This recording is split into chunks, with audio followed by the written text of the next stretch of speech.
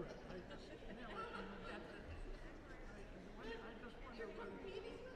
just wonder when you come to Dover. It's all right.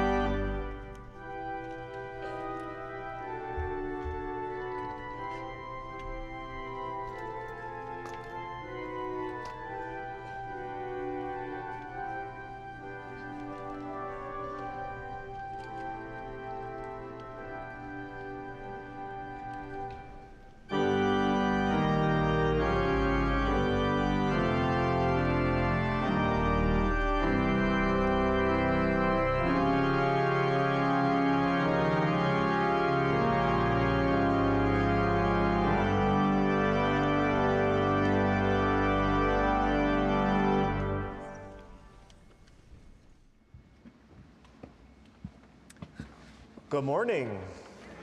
Good morning and Happy New Year to many of you, and Happy Epiphany Sunday. This is the Sunday that's observed at the end of the Christmas season for Christians around the world. This is also historically in churches around the world the lowest attended Sunday in the church calendar year.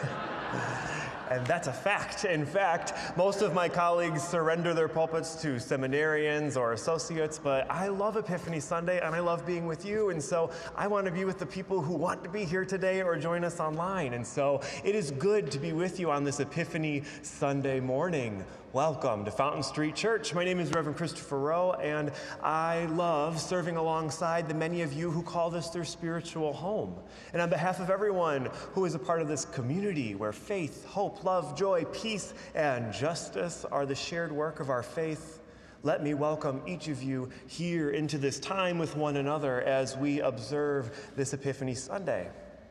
As we move into this time with one another, I invite you to hear this poem, Stony Trail, by the Reverend Jim Burklow, as our call to community. Heed these words as they lift up the ancient spirit of Epiphany. On a stony trail through the Sinai wastes, a little family headed south. Father, mother, little babe, a burdened donkey, head dropped down, leaving home, might never come back, might not return, at least on the northbound track, off to college, off to war, off to travel, or perhaps explore, or kicked out of the house during a bad divorce, or run out of town on a rail, or worse, or just an urge for them to get out of Dodge, to find some other place to lay their head and lodge, some other way to live and be, some other kinds of places for them to see. The soul stirs and cannot rest until it makes another next. For even should the exile end, home will never be the same again. When it's time to leave, our soul will know. But will we follow, and can we let go? In the spirit of love and welcome, I encourage you to turn to one another and greet each other in the peace of love. We will be called back with our first hymn.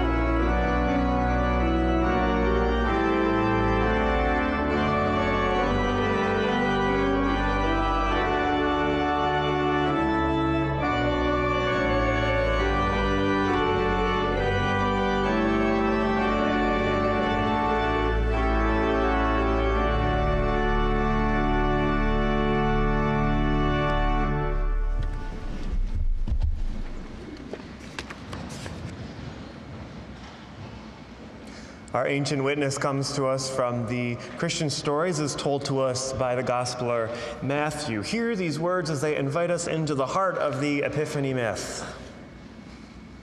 In the time of King Herod, after Jesus was born in Bethlehem of Judea, Magi from the east came to Jerusalem asking, "Where is the child who has been born to the King of the Jews? For we observed his star in the east and have come to pay him homage." When King Herod had heard of this, he was frightened, and all of Jerusalem with him.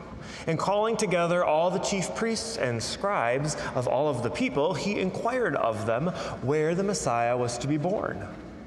They told him, "In Bethlehem of Judea, for it has been written by the prophet." Then Herod secretly called for the Magi and learned from them the exact time when the star had appeared. Then he sent them to Bethlehem, saying, "Go and search diligently for the child, and when you have found him, bring me word so that I may also go and pay him homage." When they had heard the king, they set out, and there ahead of them went the star that they had seen once in the east, until it stopped over the place where the child was. When they saw that the star had stopped, they were overwhelmed with joy. And on entering the house, they saw the child with Mary, his mother, and they knelt down and paid him homage. Then, opening their treasure chest, they offered him gifts of gold, frankincense, and myrrh. And having been warned in a dream not to return to Herod, they left for their own country, but by a different road. Our contemporary witness is a modern reframing by Jan Richardson. Hear these words. If you could see the journey whole, you might never undertake it. You might never dare the first step that propels you from the place that you've always known towards the place you know not. Call it one of the mercies of the road, that we see it only by stages as it opens up before us, as it comes up to our keeping, step by single step. There is nothing for it but to go, and by our going, taking the vows that the pilgrim has taken, to be faithful to the next step, to rely on more than the map, to heed the signposts of intuition and of dream, to follow the star that only you will recognize, to keep an open eye for the wonders that attend the path, to press on beyond distractions, beyond fatigue, beyond what would tempt you from the way. And there are vows that only you would know, the secret promises for your particular path, and the new ones that you will need to be made over and over again when the road is revealed by turns that you could not have foreseen. So keep them, break them, make them again, each promise becoming part of the path, each choice creating the road that will take you to the place where at last you will kneel to offer your gift that is most needed before turning home, but by a new road.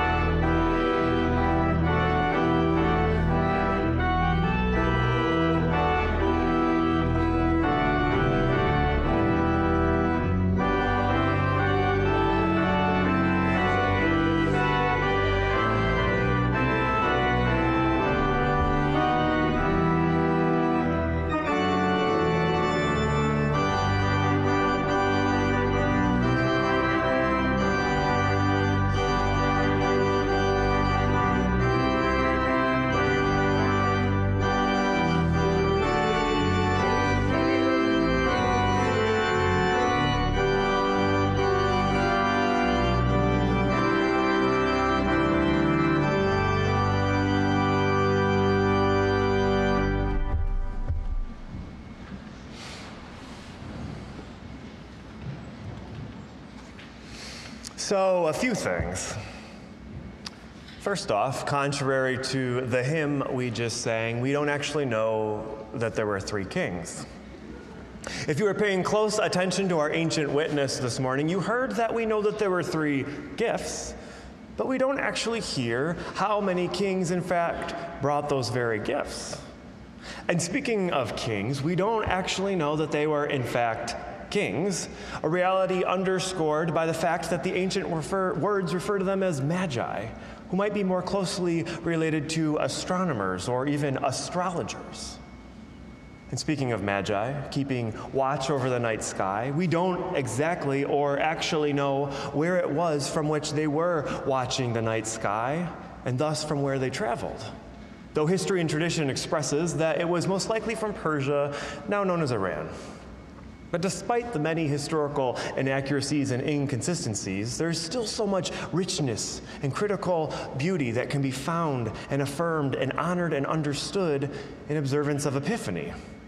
Because the fact is, it doesn't really matter how many magi existed in the story, because the true value was what they brought with them.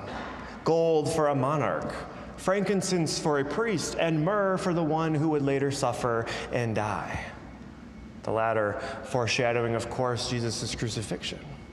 So whether or not there were in fact three kings or magi does not actually do anything for the power and the symbolism that's found in the very gifts that were presented to this king of love, justice, inclusion, and peace. And then, of course, there's that symbolism, that very rich symbolism of the wise ones coming from the east, likely Persia, serving as a symbol of just how expansive the revolution for peace and justice had finally become. Throughout Advent and throughout Christmas, our stories of revolution had largely been based in insular and enclavical settings of Judea.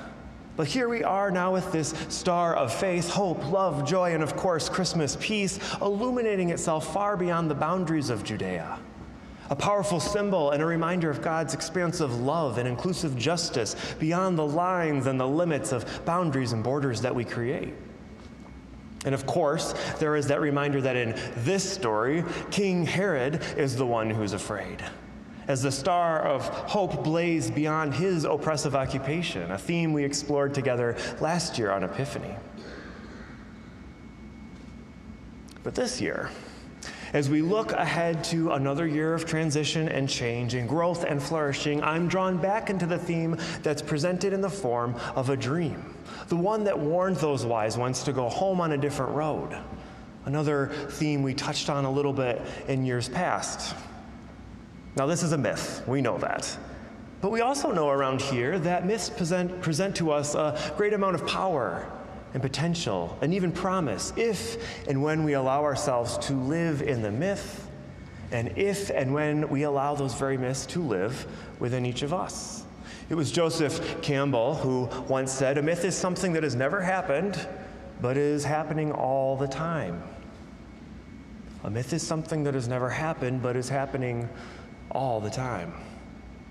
And I gather with you this morning, friends, more certain than ever that this very myth we are telling this morning is in fact happening all the time in our places, in our spaces, and among, around, and within each and every one of us in this church.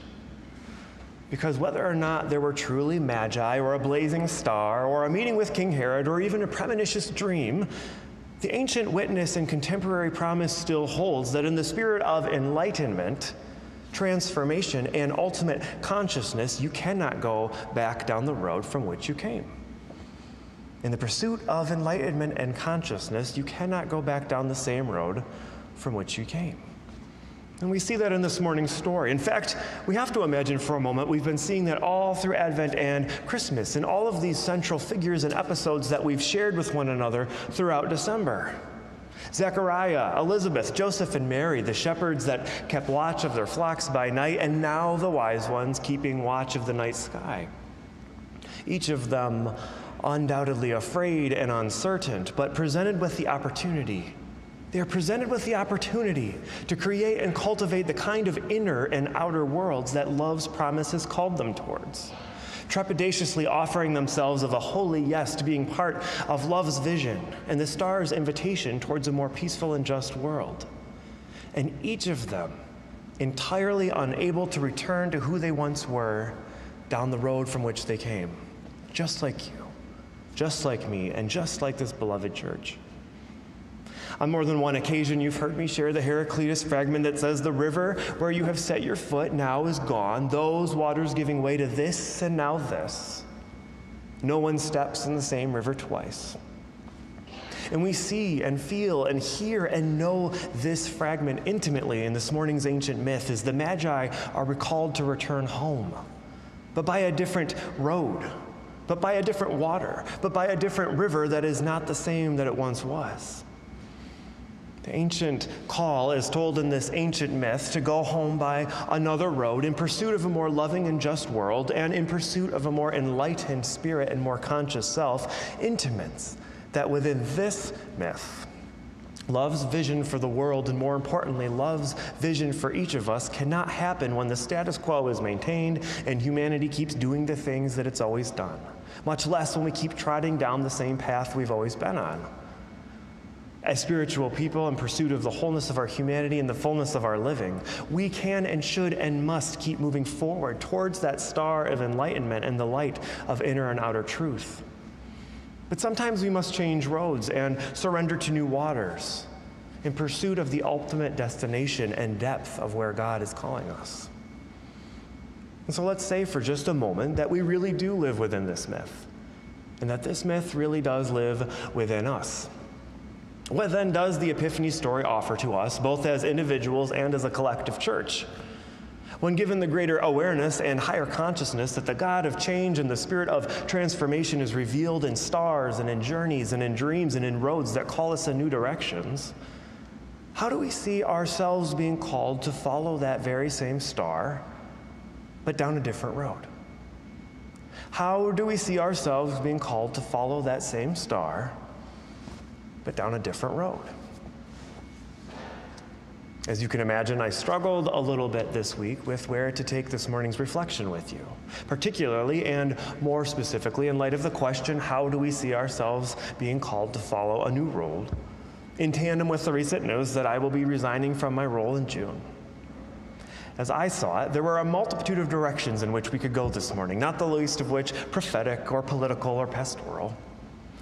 But in the spirit of authenticity and transparency, and in the spirit of beloved community that we have been co-creating and cultivating together, I chose personal. That is, I chose a personal approach to how we answer this question, how do we see ourselves being called to follow a new road? Undoubtedly, you and I in this beloved community have been journeying together on a vast road for 6 years now in pursuit of a star that shines for love, justice, peace, and compassion. And what a journey it has been together.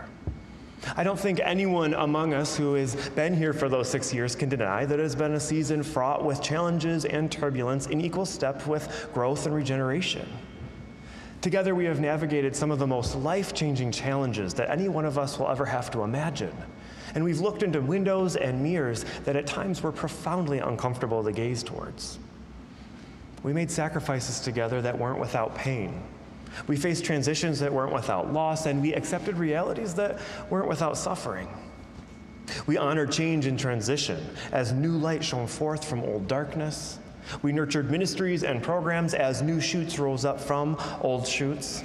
And we nourished beloved community as new rhythms were born from old patterns. We followed our true North Star, blazing before us as it has for 154 years.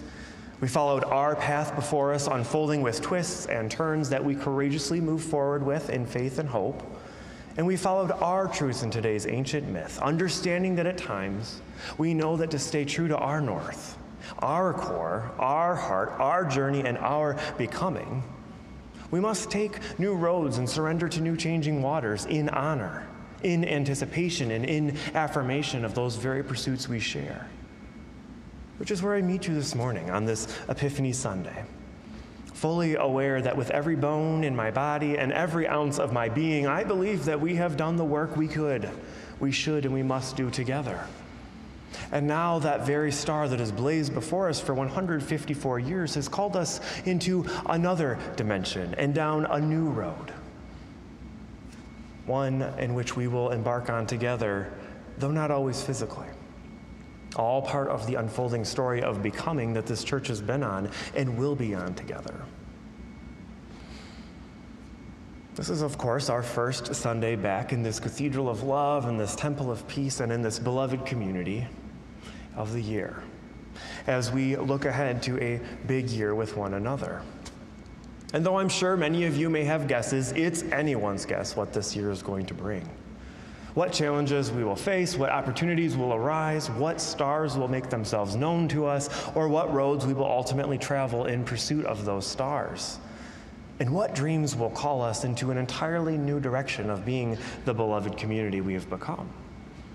We know that there will be unrest in our world. We know that there will be injustice in our nation, and we know there will be challenges in this church, in our homes, and even in our own hearts. We know this.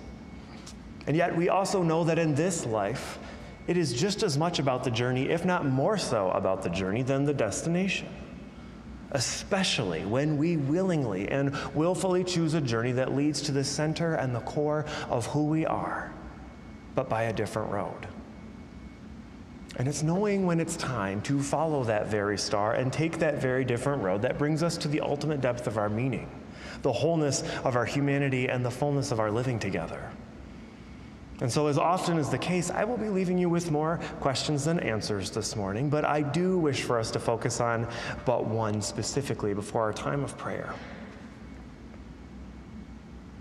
What does it mean to return to the root of who we are, to the core of who we've been, and the center of who we are becoming as individuals and as a church, when it may also mean we are being called to take a new way to get there that we haven't yet taken before? What does it mean to return to the root of who we are, the core of who we've been, and the center of who we are becoming as a church, when it may also mean that we are being called to take a new road to get there that we've never taken before? In the spirit of Epiphany, and all of the good news that it brings with it, I pray that we will open ourselves up to the star that has blazed before us for 154 years in this church and long before that. And that we open ourselves up to whatever road it illuminates among, around, and within each of us and all of us.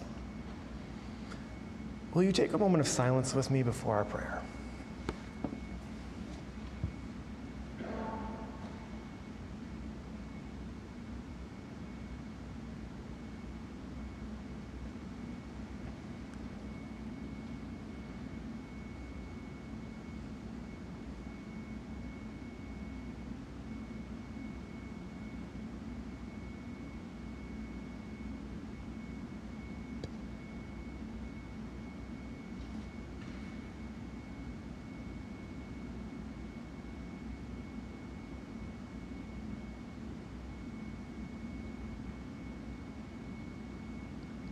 Spirit of new beginnings, new endings, new roads, new waters.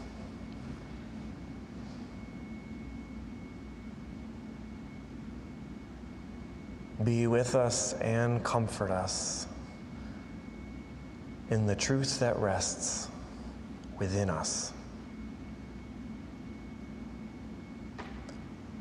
For this change, these transitions, these new waters and currents that carry us with them are part of the wholeness of our humanity and the fullness of living.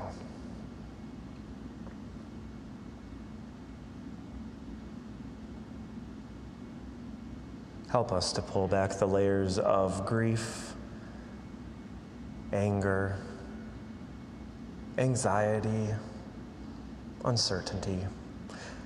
Help us to get to our core, where that ancient star illuminates the what's next.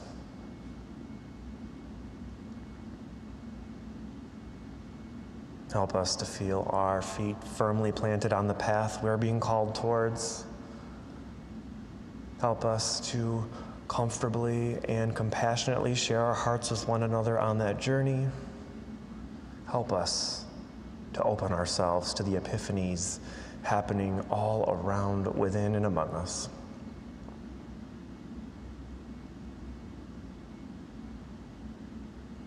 May we be a people of light. May we be a people of love.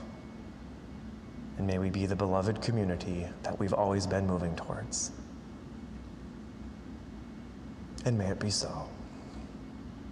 May it be so.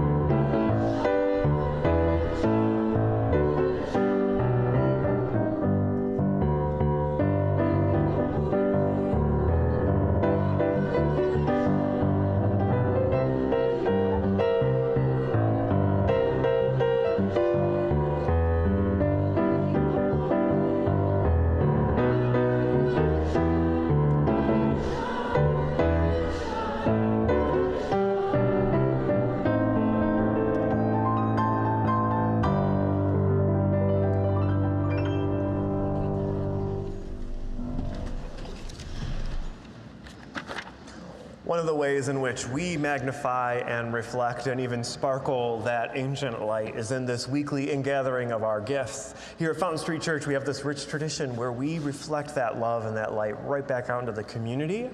In 2023, we had a huge amount of generosity, kind of breaking many of our record giving before on the plate, which allows for us to give that money back into the community generously. 50% stays here to continue this legacy of love and light and justice and peace, and 50% of it goes directly back into the world in the form of collective impact grants and other assistance programs with our partnering neighbors downtown. And so in the spirit of light and of love and of course of reflecting it back into the world, our offering now most graciously be received.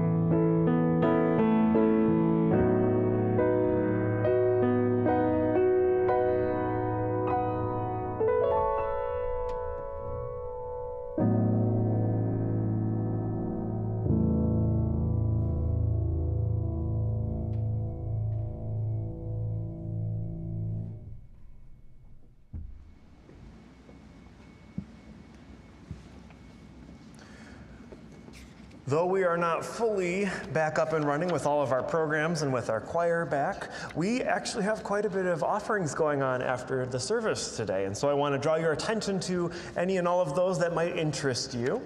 First of which is an artist reception in the Keeler Lounge. Susan Werblow art exhibit and reception is today, right at noon. It's a wonderful exhibit. I find it to be quite inspiring, the vibrant colors and the theological message behind it. And so I invite you to go enjoy that beautiful exhibit and, of course, the reception brought to us by the art committee. And we are grateful for their gifts that contribute to this church.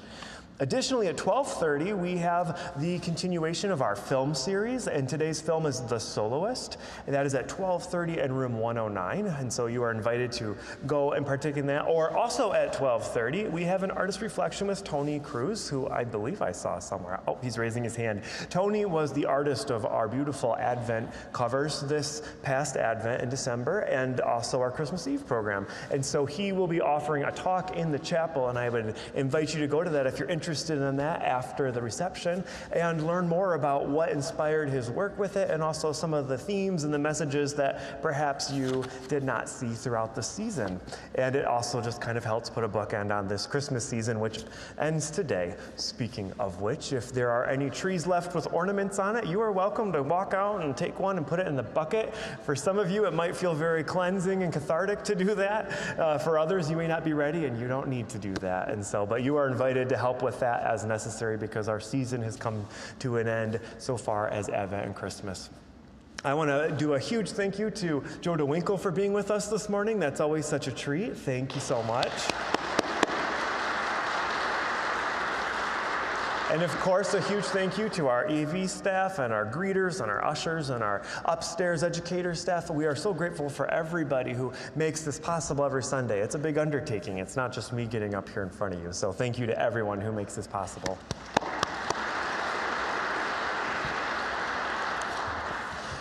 All right, a blessing, huh? In my mind, I had this very abstract thing that sounds terrible now that I think about it. So we'll try something different here. I think that the minister of any church is kind of like the cheerleader with a lot of mirrors reflecting back the beauty and the potential of the community. I think that we all do that, though. I come from a tradition, the Baptist tradition, where we believe everybody is a minister in the church, and the settled minister is kind of the cheerleader that keeps that energy going, that kind of carries a thread through things. I think the Magi are very similar. I think that the Magi pay attention like ministers. I think the Magi are taking it all in. They're following the signs. They're getting into their spiritual core, and then they're on the move. And I think what I love so much about this Epiphany story is simply that the Magi bring what they know they can offer, and then they know, however painful it may be, that it's time to go back, but not the way they came. And that's where I meet you this year. I do believe with every ounce of my being that we've done our work together. I believe that I have brought the gifts I can bring, and it's not without sadness or disappointment, but it's also with this awareness that we did a lot in 6 years together. And for me to be the best minister I can be with you and to keep holding up mirrors and cheerleading us along, I need to know that somebody else is ready to take it from here and carry us into this next season. And so know that this is done with love and support and as an act of ministry. And know that I am looking forward to these next 6 months with you in the spirit of following that star down a road that we know will lead us to new roads we haven't seen before. So in the spirit of Epiphany, I pray that you go in love. I pray that you go in enlightenment. And I pray that you go in peace. We'll see you next week.